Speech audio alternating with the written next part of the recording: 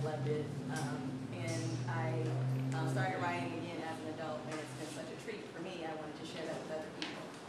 So Renee is my assistant instructor today. And I'm going to give a big brief word.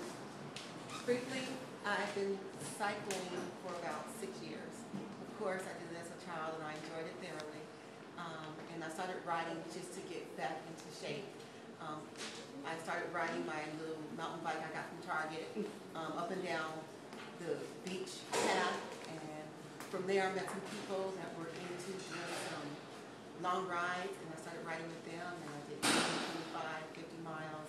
That led to doing centuries and double centuries. Centuries are 100 miles and double centuries are 200 miles. And that's where I am now. Century, how many hours is that? It depends on how fast you go. There are people that can do it in 4 hours, and someone like me, 4. Someone like me will do it in 6.5 to 7.5 hours, depending on the terrain and how many hills we're climbing. And somebody like me, the shortest time that it's taken me is 8 hours, but it's gone up to 12 hours to do a century. But that's because I'm slow. I'm persistent, but I'm slow. Not up to that San Francisco till everybody was flying. Okay. And then today we have Candy as our assistant. If you have any questions while we are going through the presentation, please interject so we can answer the questions. So today I'm going to go over changing a flat tire. And you want to turn your bike upside down, which is the easiest way to change a flat tire.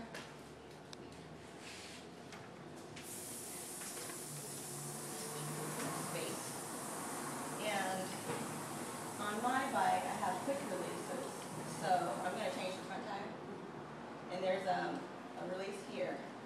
You want to release it and loosen it up so you can take your tire off.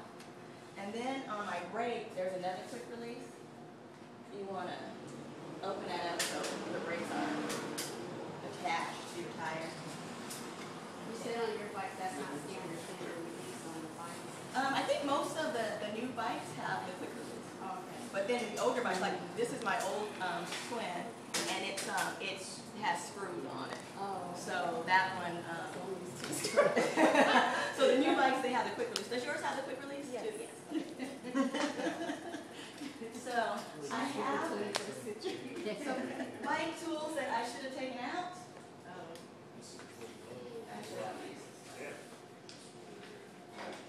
When you guys, make sure you see how she has her bike turned upside down. And if you ever have to stop, it's important if you're changing the tire to make sure it's upside down. Don't ever lean it on the side of where the derailleur is, or because you can damage that. So that's important. So we do have to lay it down instead of putting it upside down.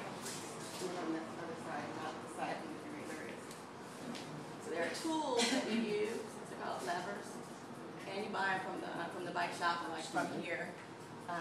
And I think they usually come in 3, set of 3, and you'll use 3 to take your tire off. So we're going to pretend like I was riding down the street and I got flat. Oh no! So I'm going to give myself a flat tire. Now on my tire, there's a little valve on the end where you have to unscrew it to let the air out or put air in. Letting the air out.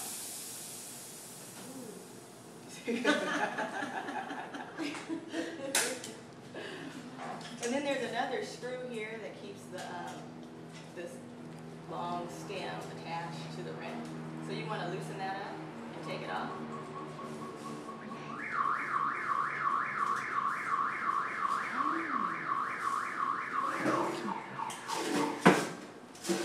Can you hold this for just a second? So now that I have a flat tire, I have my 3 levers.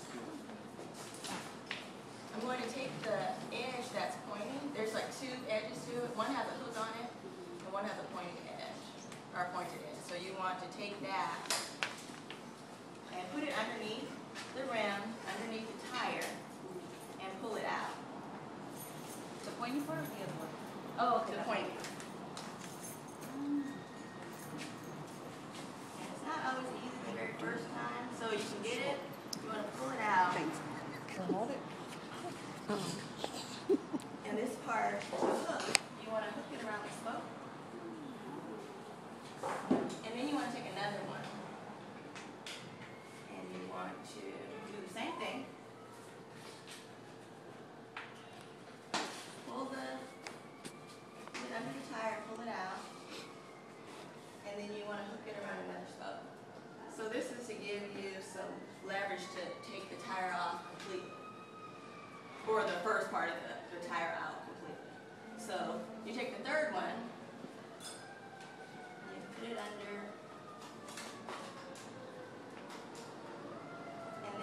want to pull it all the way around the tire.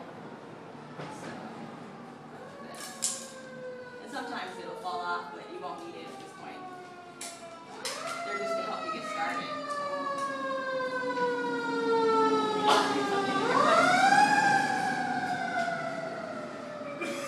So now you have the tire out, and you want to pull your tube out. So you want to go to the part where the stem is.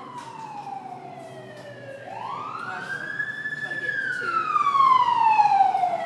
to the stem. You want to push this out.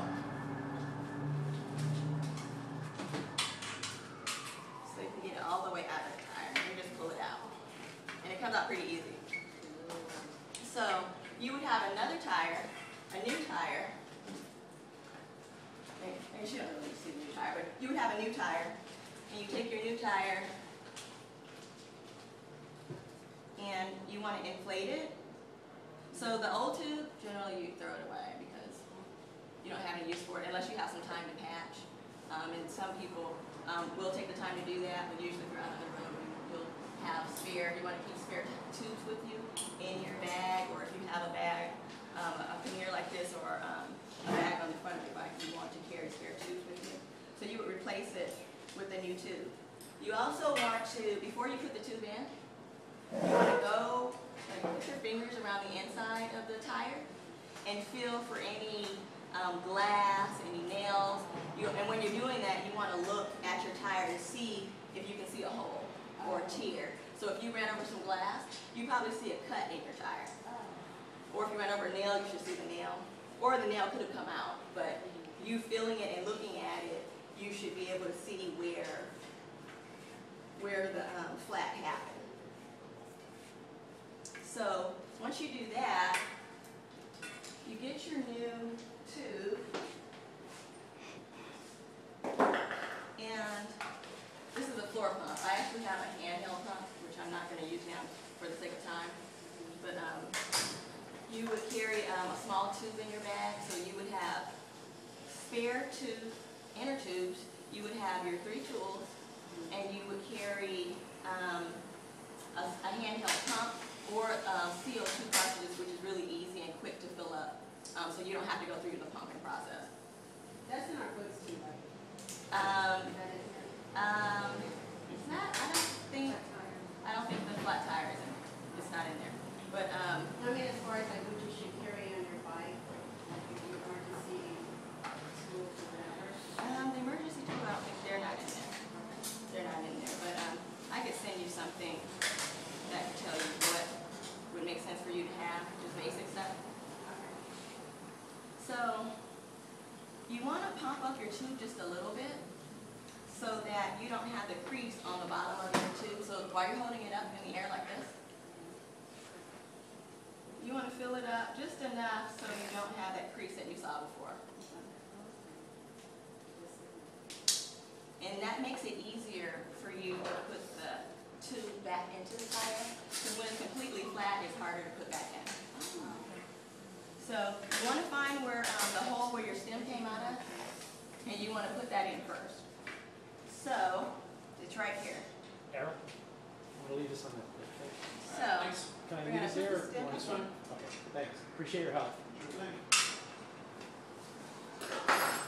And then we want to go around and put the tube back into the rim, and we want to make sure that it's straight. And you don't want any, you don't want it to get twisted, bent.